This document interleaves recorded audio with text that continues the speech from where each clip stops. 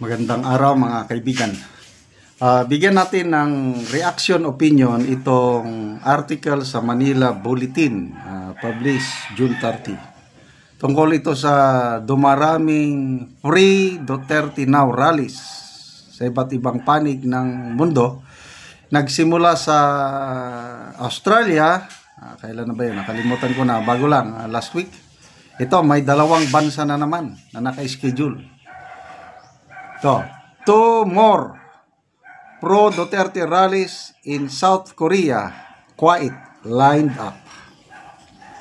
As former President Rodrigo Duterte continues to languish in the detention facility of the International Criminal Court, at least 2 Free Duterte Now rallies are scheduled to be held in July and August, with Vice President Sara Duterte possibly gracing the events. In a media interview in Davao City, the Vice President revealed that there will be a Free Duterte rally in Kuwait on August 8. Yan, sigurado na yan. And possibly another one in South Korea on July 28, though the South Korea schedule is still on hold. So hindi pa sigurado yung South Korea, no? July 28 may pizza na. Ang August 8 sigurado na. So mga kababayan natin sa Kuwait, mga OFWs, maraming nagmamahal kay Tatay Digong dyan. I-mark nyo na, i-calendar nyo na. The younger Duterte said she will try as much as possible to attend rallies abroad in support of her detained father. Kinakabahan na sila nito. Kasi ibang dating ng mga OFWs eh. Para silang Iglesia ni Cristo na black voting. Pag nga nag-decide na ang leadership ng iglesia, susunod na lahat yan. So, black voting. Ang OFWs, another black voting. Bakit? Kung ano ang gusto ng OFW, ididikta niya sa kanyang pamilya sa Pilipinas. Botohan nyo ito o stop ang padala. Eh di siyempre, akong nasa Pilipinas, mahirap yung maputulan ng sustento. Eh siyempre, boto. Yun. Ilang milyon yung OFWs natin. Kung sino ang may hawak ng pitaka, yun ang makapangyarihan. Kaya makapangyarihan ang ating OFWs. Kaya sila nang nag-o-organize itong OFWs, Free Duterte Now. At ang Unica Iha, siyempre, para sa tatay niya yun, pupuntahan niya talaga. So, shooting 2 birds in 1 stone. Gumagalaw, may pressure para palayain si Tatay Digong at the same time, kahit hindi man nila aminin or kasama na ito, preparasyon na for 2028. Kinakabahan na sila dyan.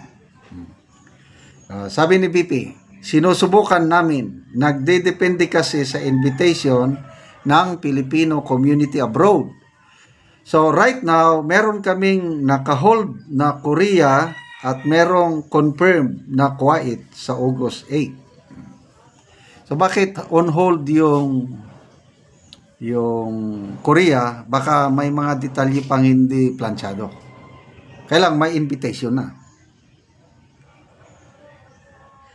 The official also explained how the expenses are being divided between her and the organizers, clarifying as well that no government funds were used in her personal trips. So, ito, sabi ni BP, sila, yung organizer, example, sa South Korea, silang nagbayad lahat yung kung anong babayarin doon sa Melbourne. Ang binayaran lang ni BP Sara, yung kanyang pamasahe at and of course, yung niya doon. I don't know yung tirahan niya. Baka binayaran ng organizer. Pamasahe, Silang nagbabayad ng events. Kasi sa kanila yung organization, event, coordination, permits, lahat-lahat. Yung travel ko, akin. Yun. Pag personal siya, no government funds are used. Ito, kung ano-anong sinasabi ng gobyerno na dapat daw magpaliwanag ang Vice President sa mga trip niyang ganyan. Sabi ni BP na bob talaga sila, otso-otso. Bakit? Kung official trip, ginamitan mo ng government funds, talagang magre-report ka.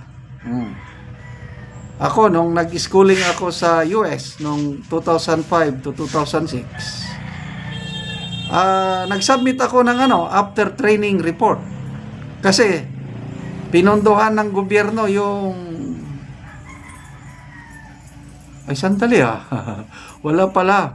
Lahat gastos ng US government yung schooling ko doon. Not a single centavo, walang gastos. Yun lang sweldo ko pala. 9 months ko doon sa Washington DC. So, sweldo ko lang ang ibinigay ng gobyerno, all expenses paid by the US government. So, official trip ko yun. After training report. Kaya lang, kung personal, although hindi ko na naranasan nag-personal trip nung nasa serbisyo pa ko. So, ito kay BP Sara, mag-leave lang siya. So, kung approve ng leave niya, biyahe na siya. Sarili niyang gastos, kailangan pa bang mag-submit ng o magpaliwanag ano yung accomplishment niya doon. Ang accomplishment niya doon, yung mapadali ang pagpapalabas ng tatay niya. Sinong nagpakulong? Sinong gumastos? Sinong gumawa ng paraan para madala ang tatay niya? Ditong gobyernong ito. Kung hindi sana nila ginawa yan kay PRD, hindi magbiyahe ang BP Sara palabas para mag-attend ng pre-Duterte rally. Ngayon, magre-reklamo sila. May isang si Richard Hidarian. Sabi niya, nako, tataas na naman ng rating nito dahil marami siyang time na mamasyal daw, makipaghalubilo sa OFWs. Siyempre! Dahil ginawa ninyo ng masama yung tatay niya, talagang bibiyahe yan. Kahit ako, tatay ko yan, bibiyahe ako. Anyway, salamat sa mga organizers sa Australia, Kuwait, and asa na tong isa, nakalimutan ko na. Kuwait and South Korea. Salamat mga kaibigan sa inyong pagsubaybay sa ating channel. Nakakatulong kayo ng malaki sa Tribong Talandig ng Bukidnon dahil ang sweldo natin sa channel nito, pantulong natin sa tribo. Namimigay tayo ngayon ng libreng yero at pako para makapagpatayo ng mas maayos na tirahan ang Tribong Talandig. Panoorin ninyo ang video na ito. Ni ang mga tagan o gero o mag-atop na ni siya karon.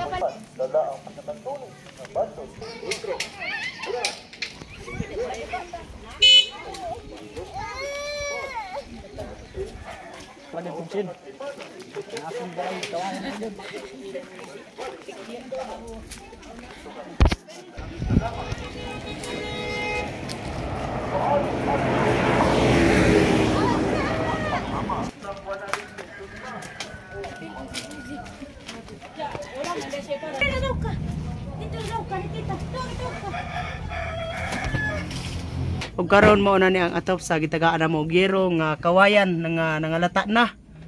Og natagaan na siya og gero karon mag-atop na siya. O lata na gyud kaayo.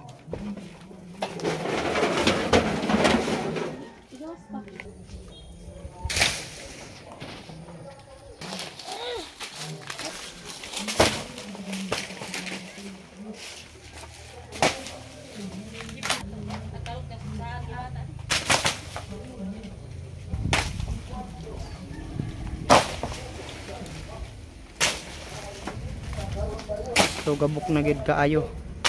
Kawayan lang ang ilang atop.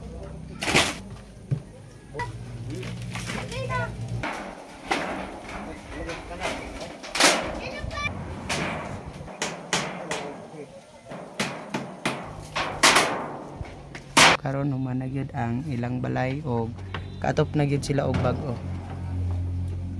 Salamat sa Salamat sa Ginoo Ginoo kay sa video sa nagtanaw sa video ug sa naghatag sa maong naghatag sa sin. sin. Salamat sa tanan. Salamat. Salamat yun. Salamat. Oo. Gyud ang among Ato parang kawayan. kawayan nga nakuha na gyud ang kawayan.